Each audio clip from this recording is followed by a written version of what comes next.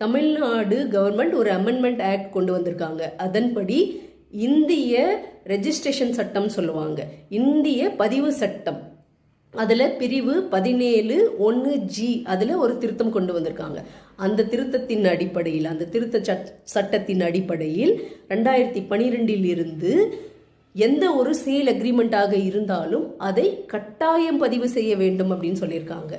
பதிவு சட்டம் தமிழகத்தில் அந்தந்த மாநிலத்திற்குரிய சட்டங்கள் அதையும் பார்க்கணும். நம்ம அந்தந்த மாநிலத்திற்குரிய விதிமுறைகள், பதிவு சட்டம், உதிரைத்தாள் சட்டம், இவை எல்லாமும் சொல்வது என்ன அப்படின்னு பார்த்தீங்கன்னா, எந்த கான்ட்ராக்ட் ஆக்ட் கூட இந்த எல்லா சட்டங்களும் சொல்வது என்ன அப்படின்னு பார்த்தீங்கன்னா, எந்த வகையான அக்ரிமெண்ட்டாக இருந்தாலும், சேல் மட்டும் இல்லை, எந்த வகையான அக்ரிமெண்ட்டாக இருந்தாலும் அதை பதிவு செய்து கொண்டால் யார் பதிவு செய்கிறாங்களோ, யார் பணம் கொடுத்திருக்காங்களோ அவங்களுக்கும் பாதுகாப்பாக இருக்கும் அப்படிங்கிறத தான் இந்த சட்ட